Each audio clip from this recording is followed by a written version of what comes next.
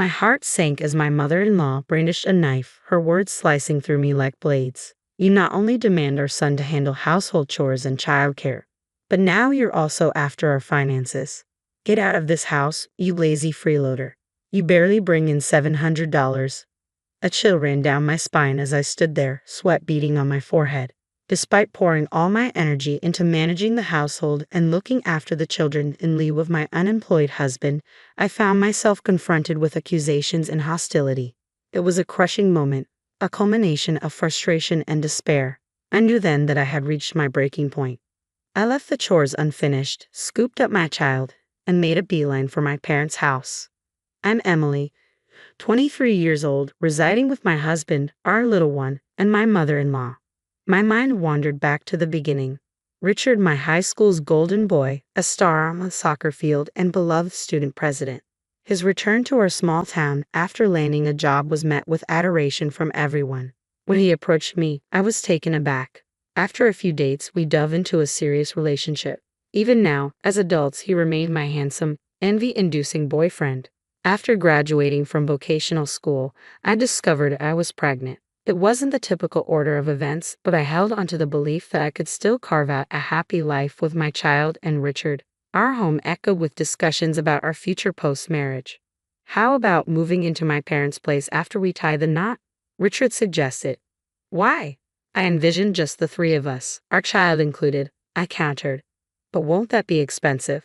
If we stay with my parents, money won't be a constant worry. With both of us working, we could afford our own place, couldn't we? Well, about that, my income this month is pretty dismal. How bad? I pressed. Less than $1,000. What? How is that possible? I thought you were working at an IT company. I quit. Now I'm trying my luck at the casino and picking up part-time gigs. The casino? Why would you do that? My disbelief hung heavy in the air. It turned out he had quit his job after only a month. If you're okay handling all the expenses, I'm fine with fitting an apartment, he stated matter-of-factly. His detached demeanor left me feeling uneasy, questioning if I was the only one truly invested in our fresh start together. Sensing my apprehension, he grasped both of my hands firmly. It's just temporary until I secure another job. I'll make you happy, Emily. I'll take care of all the household chores and child rearing until then. Trusting in his assurances, we exchanged vows. Our journey together began in his parents' home. Following a safe delivery, I pledged to give my all for my son. Both Richard and my mother-in-law appeared content, and I eagerly anticipated our shared journey ahead. However, even after our son was born, Richard neglected his responsibilities, opting to spend his days at the casino. After the casino again, what about helping with the household chores and caring for our child? I confronted him about his broken promise. Don't you dare tell me what to do. Richard's sudden outburst caught me off guard. Perplexed by the sudden tension, my mother-in-law intervened, drawn by the commotion. What's all this noise? It's just that I'm overwhelmed with work, and she's asking for assistance with chores and childcare, I explained. What? That's a wife's duty. My mother-in-law's response left me stunned. Richard hadn't informed his mother about quitting his job. Instead, he painted me as an unreasonable wife, burdening him with household chores and childcare. Initially, my mother-in-law, who had been kind, grew to resent me after buying into Richard's narrative. Despite his sporadic part-time work and frequent trips to the casino, where he barely earned $700, Richard persisted in his fruitless attempts to double his earnings, often losing everything. I shouldered the majority of our living expenses, which made our lives increasingly challenging. Unable to bear the financial strain any longer, I reluctantly re-entered the workforce. After dropping off our son at the childcare center, I was fortunate to secure a job as a dental hygienist rather swiftly. However, upon returning home each evening, I was greeted by my mother-in-law's tirades. What time do you call this? This isn't playtime. You're a parent, yet all you do is gallivant around. Get dinner started now. In her frustration, she slammed the newspaper she was holding onto the floor, a common occurrence whenever she was upset. My mother-in-law had a volatile temperament, her mood shifting at the slightest provocation. The unpredictability of her reactions left me feeling powerless. Juggling the responsibilities of caring for my young son, working and managing household chores left me mentally and physically drained. Unable to endure it any longer, I resolved to confront Richard once again. I intercepted him early in the morning before he headed out to the casino. Listen, I've reached my breaking point. Can't you lend a hand with our child, even just a little? What? Like I said, I'm swamped. I'm gearing up to find a new job. You get that, right? Or would you prefer I stayed unemployed forever? Imagine the father of your child, Douglas. If you're not happy, just follow orders. But we're barely getting by as it is. I'm covering all our food expenses with my savings, you know. Have you any idea how costly diapers are? You claim to be earning at the casino, yet you never contribute any money. Most of our living expenses were covered by my earnings. Initially, my mother-in-law handled the utility bills, but recently she began requesting $500 per month, forcing me to dip into my savings. Even our grocery bills were eating away at my dwindling funds, leaving me with little left. All I had to rely on was money I had saved from a part-time job during my student days. Enough. How dare you talk back to me? After all, you're the one who moved into my house. Richard, typically gentle, underwent a stark transformation when money or casino matters were involved. His outburst drew my mother-in-law into the room. What's all this now? Is your wife causing trouble again? She interjected. Yeah, she is. She's insisting I do housework, look after the child, and foot the living expenses. And on top of that, What audacity you have, Richard. You ought to be heading to work. Thanks, I'll handle it from here, Richard declared loudly as he stepped outside. Mother-in-law's eyes narrowed. You've got some nerve, burdening us with childcare and household chores while demanding money. It's disgraceful. It's not like that. I'm not making demands. It's just that without a little assistance, life is incredibly challenging. Perhaps you're not managing it well. Are you being careless with money? Mother-in-law seemed oblivious to the reality. She had no idea that her own son was unemployed and spending all his time at the casino. I had been instructed to stay silent, but I was at my wit's end. Do you know that Richard isn't bringing in a single cent? He's unemployed because he quit his job. What are you implying? Richard has always been outstanding. Yes, he may have stumbled with his college entrance exams, but he landed a job at a reputable company afterward. He quit that job after just a month. Now, he's always at the casino. I can't sustain us on my savings alone. That's absurd. Stop spouting nonsense. Mother-in-law vehemently rejected my claims. Her son, who had always been a star in sports and academics, was her pride and joy. The idea that he was now unemployed and squandering his time at the casino was too much for her to accept. Her face flushed with anger, mother-in-law stormed out of the room. When she returned with deliberate steps, I was taken aback to find her wielding a knife. What are you intending to do? Please put it down, I pleaded, edging away while cradling my son. Mother-in-law closed in slowly, the blade held menacingly aloft. With a chilling precision, she brought the tip of the knife to my throat. Enough of your insults toward my son. Having a wife like you is dragging Richard down. You're a lazy leech, surviving on a measly 70,000. Leave this house. Her harsh words sent shivers down my spine. Any sudden move could endanger my son. Seeing my silence and the fear etched on my face, mother-in-law seemed satisfied and lowered the knife. But you understand, there's no place for parasites like you. Just keep quiet and tend to your chores, she spat before retreating to her room. Relieved of the immediate threat, I crumpled to the floor, my son's sobs echoing in the tense air. I comforted him with gentle strokes on his back, but inside, a resolve solidified. We couldn't remain in this house any longer. The casual threat of a knife was unfathomable. She seemed devoid of humanity. I had been swayed by Richard's honeyed words until now. After each argument, I felt compelled to stand by him, believing he'd crumble without me. But I had reached my breaking point. Above all, my maternal instinct screamed to shield my sobbing son in my arms. This environment was no place to raise him. The decision was made. We would leave the next day. In the morning, my mother-in-law's stern voice pierced the air. Emily, please prepare for my husband's memorial service next week. All our relatives will be attending, so ensure everything is flawless, she commanded before hurrying off to a neighbor's house, leaving no room for my response. The following week marked my father-in-law's memorial service. Richard and my mother-in-law were discussing arrangements for a lavish feast and reminiscing about him. I was tasked with all the preparations, but I found myself mentally checked out. As soon as Richard and my mother-in-law stepped out, I hastily gathered my belongings and fled from their house. I didn't have much, just my clothes, my son's toys, and diapers. When I arrived at my parents' house, they were taken aback. However, as I poured out my heart to them, my mother was moved to tears and enveloped me in a tight embrace. My typically composed father was visibly enraged and instructed me to rest. Later that evening, the phone rang. It was undoubtedly Richard, wondering why I hadn't returned to prepare dinner. I disregard the call and opt to block his number. The following day, mother-in-law and Richard arrived together at my parents' house, banging on the door in the early hours. Though my parents attempt to deter them, I insist they be allowed inside. As I swing the door open, they launch into a tirade immediately. How could you vanish without a word?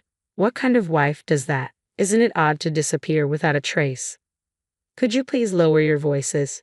You're disturbing the neighbors. I respond calmly, fighting the impulse to retort, who's the actual issue here? Upon witnessing my firm stance, they attempt to seize me, but my father intervenes. If you resort to violence, we'll call the authorities. Let's discuss this calmly inside first.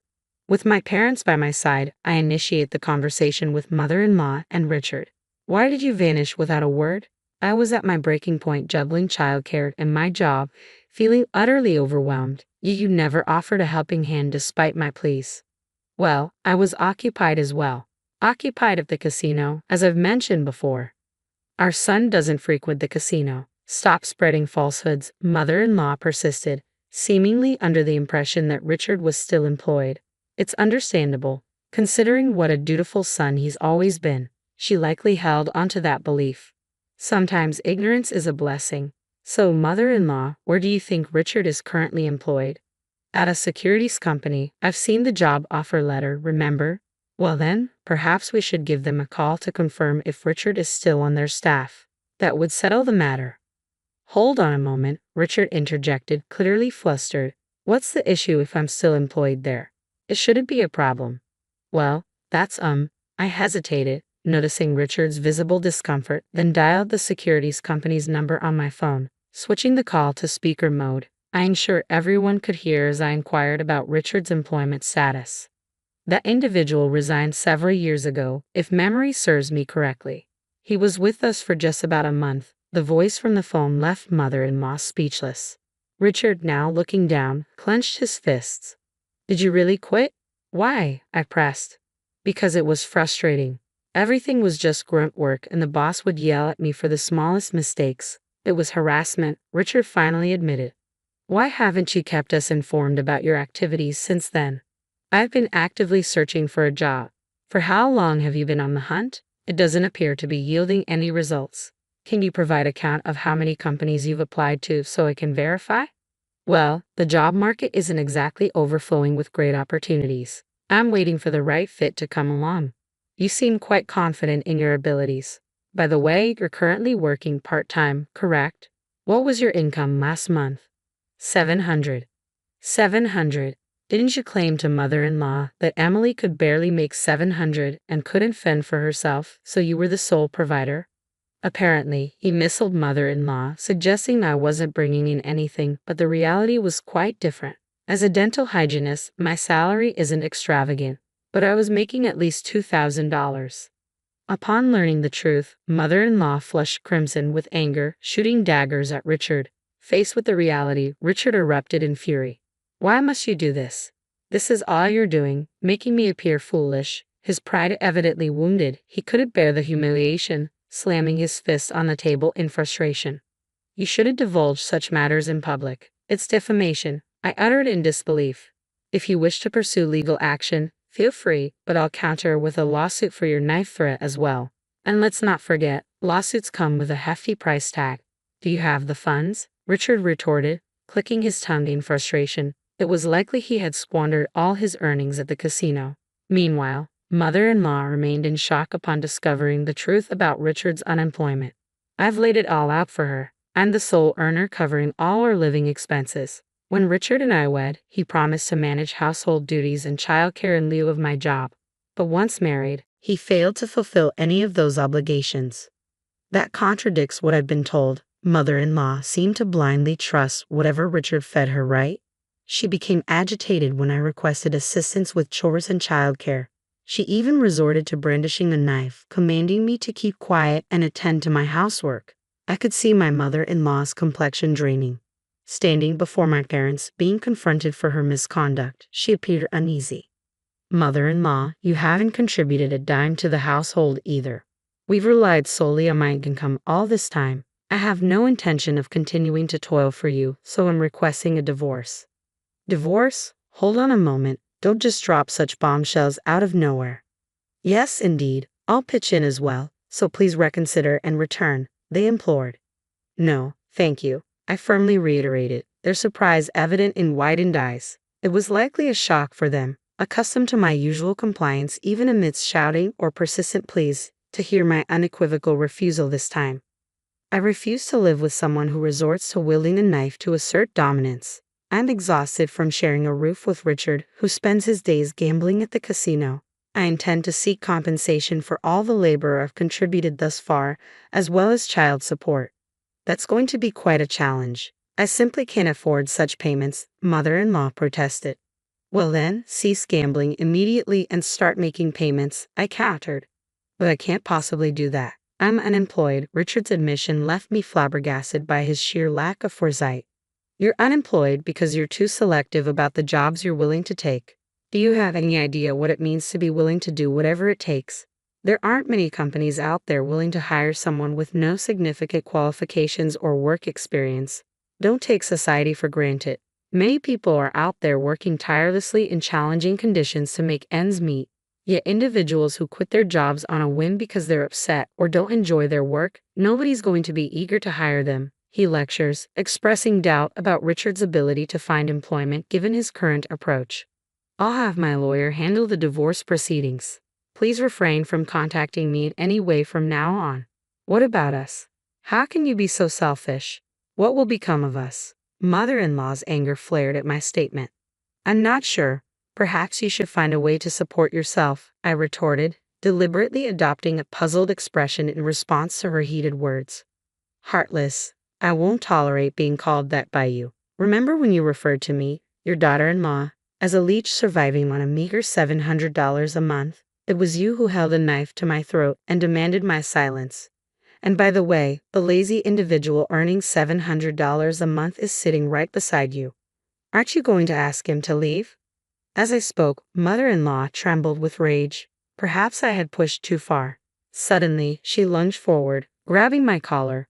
Stop it. I warned you, I'll call the police if you lay a hand on her. My father intervened forcefully, trying to pull her away, but she was too agitated to be restrained. So, not content with threats of a knife, now resorting to physical violence. Barbaric, wouldn't you agree it's best not to compound your offenses? I challenged mother-in-law, met with a resentful glare. Disregarding her, I turned my attention to Richard. I held on to hope that you would change, but I'm relinquishing that now. My priority is to protect our son. I won't burden you any longer. I'll handle the finances, the household chores, and childcare. Please come back. You'll handle the money? Really? Even with careful budgeting, it exceeds $1,000 a month. Can you manage that? Richard's complexion paled at my words. He had never earned more than $1,000 since quitting his job. But I have Mom's pension. So you're admitting you're relying on my pension now? Even my usually composed mother-in-law couldn't contain her frustration at Richard's absurd declaration. I don't have any other options. I'm unemployed. I've been doing some part-time work now, Richard replied defensively. Can't we attempt to resolve things? Mother-in-law interjected, hoping for reconciliation. Finally breaking his silence, my father addressed Richard sternly. Richard, you and your mother have taken undue advantage of our daughter. Had I known your true character, I would have vehemently opposed this marriage. I refuse to allow her back into your home. I'm cutting all ties with you. But I can't imagine life without Emily. Please grant me another chance, Richard pleaded desperately. Don't be ridiculous. Life without our daughter? Yet you're already relying on her. A man unwilling to strive for his own livelihood and to ensure his wife's well-being doesn't deserve our daughter. Leave at once. My father's voice carried an unusual edge, sending shivers down my spine. Richard knelt, head bowed, a pitiful sight devoid of the charm I once saw in him during our college days. Please reconsider, Emily. I'm begging you, Richard implored, his voice tinged with desperation. But my parents remained resolute. They had reached their limit. I refuse to be treated like a servant by the two of you any longer. Please refrain from involving me in anything moving forward. I asserted as we ushered them out of the house, swiftly locking the door behind them. For a while, they pounded on the door and shouted, but when a passing police officer intervened, they hastily fled. Afterward, I learned that Richard had been disowned by his mother and ejected from their home. He now resides in a dilapidated apartment, scraping by on welfare and sporadic part-time jobs. His volatile temper renders him unable to hold down any job for long, leading to a revolving door of positions at convenience stores, construction sites, and the like. Financial strain weighs heavily on him. In his efforts to meet his obligations for compensation and child support, Richard juggles multiple part-time jobs, leaving little room to pursue full-time employment. Rumors circulate that he still frequents the casino and may even be in debt.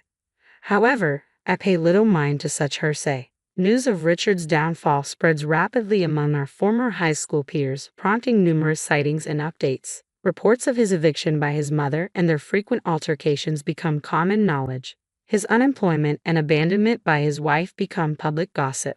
Undoubtedly, his mother feels a deep sense of embarrassment after years of boasting about her son's achievements.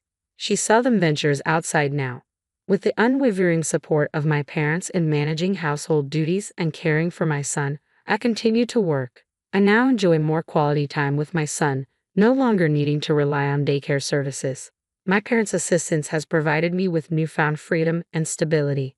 Taking care of him has made everything so much better. I only wish I had initiated the divorce sooner. Moving forward, I'm determined to cherish every moment I spend with my son and witness his growth up close.